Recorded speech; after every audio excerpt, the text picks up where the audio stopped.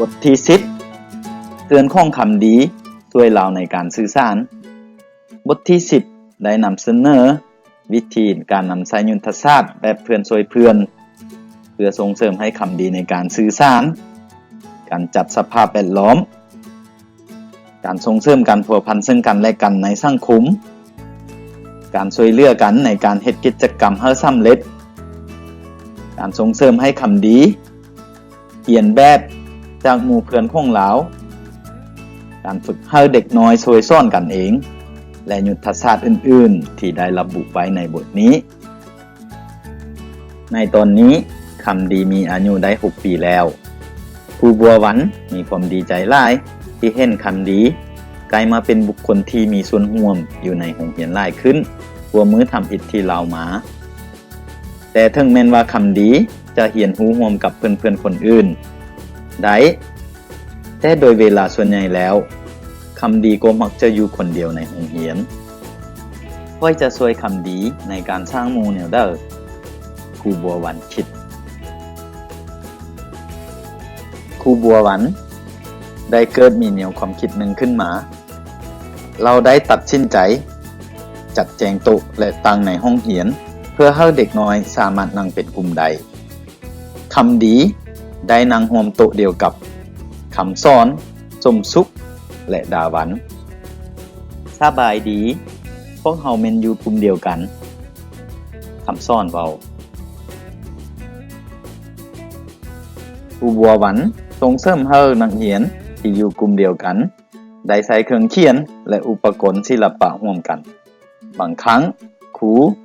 ยังแนะนำให้เขาเจ้าเฮ็ดเวียกร่วมกันจนสำเร็จหลานน้อยทุกคนพวกหลานต้องระบายสีรูปแต้มนี้นำกันเด้อครูบัวหวันบอกค่อยจะระบายสีแนะนำคำดีเจ้าระบายสีท้องฟ้าเด้อสมสุขเว้า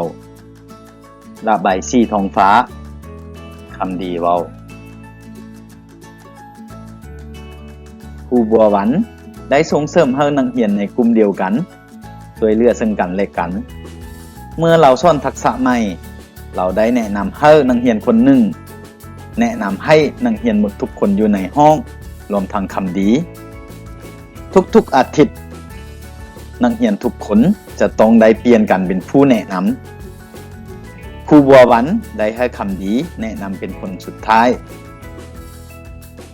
เพราะว่าเราจะมีโอกาสเรียนรู้จากเพื่อนๆของเราซะก่อนครูบัวหวันเห็นว่าวิธีนี้ดีสำหรับคำดีในการเรียนรู้ทักษะใหม่ๆได้ง่ายขึ้นเพราะเราได้เห็นเด็กน้อยคนอื่นนำเสนอมาก่อนครูบัวหวันได้ส่งเสริมให้เด็กน้อยในกลุ่มเดียวกันช่วยเหลือซึ่งกันและกันเมื่อเราสอนทักษะใหม่เราได้แนะนำให้เด็กคนหนึ่งแนะนำต่อให้หมู่ทุกคนในห้องรวมทั้งคำดี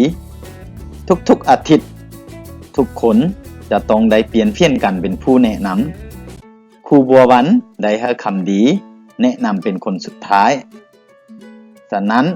คำดีจึงมีโอกาสหลายในการเรียนรู้จากหมู่เพื่อนของเราซะก่อน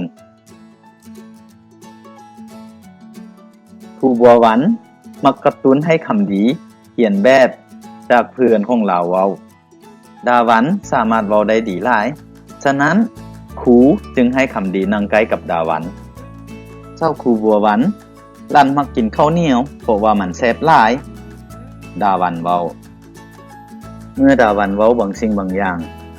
ครูบัวหวันก็กระตุ้นให้คำดีเว้าลืมคืนคำดีดาหวันเว้าหยังครูบัวหวันถามข้าวเหนียว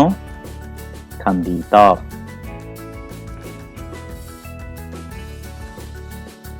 ครูบัวหวันมักกระตุ้นให้เพื่อนของคำดีลงกับลาววิธีหนึ่งที่ครูใช้ก็คือบอกให้เพื่อนของคำดีเว้าลืมขึ้นสิ่งที่ครูได้สอนให้เราฟังตื่นวิธีนี้ครูบัวหวันได้เพิ่มโอกาสให้กับคำดีในการเข้าใจการสอนของเราหลายขึ้นนอกจากนั้นก็ยังเป็นการสร้างประสบการณ์ให้คำดีและเพื่อนๆของเราได้มีการพัวพันในแง่บวกหลายขึ้นหลานน้อยทุกคน ขับเชียร์เข้าครึ่งหนึ่ง ดาวันล้านสามารถบอกคำดีได้บ่ว่าจะเฮ็ดแนวใดกับเจียนั้นครูบัววันบอกคำดีพับเจียเข้าครึ่งหนึ่งดาวันบอกพับครึ่งคำดีเว้าครูบัววันได้ค้นพบเคล็ดลับหนึ่งแทนที่จะซ่อนคำดีด้วยตัวของเราเองเราพัดเห็นว่ามันเป็นการง่ายกว่าถ้าเด็กน้อยได้ช่วยเหลือซึ่งกันและกันล้านน้อยทุกคนมื้อนี้พวกเขาจะเรียนเกี่ยวกับมารยาทในการสนทนาก่อนอื่นหมดพวกเขาต้องสบตาคู่สนทนาของเขาในเวลาเว้าครูบัววันบอกสบายดีคำดีให้เจ้าสบตาค่อยคือแนวนี้เด้อดาวันบอกครูบัววันมีความสุขหลายที่ได้เห็นเด็กน้อยมีการช่วยเหลือซึ่งกันและกันเด็กมีกำลังใจเมื่อเขาเจ้าได้ถึกแนะนำจากเพื่อนๆอย่างอ่อนโยนและมีความสุขในการเรียนแบบจากเพื่อนๆพวกเขายังได้สร้างชุมชนเพื่อนร่วมเรียนเพื่อช่วยเหลือคำดีในการเรียนรู้ร่วมกันลาก่อนเช้าครูบัววันนักเรียนทุกคนกล่าว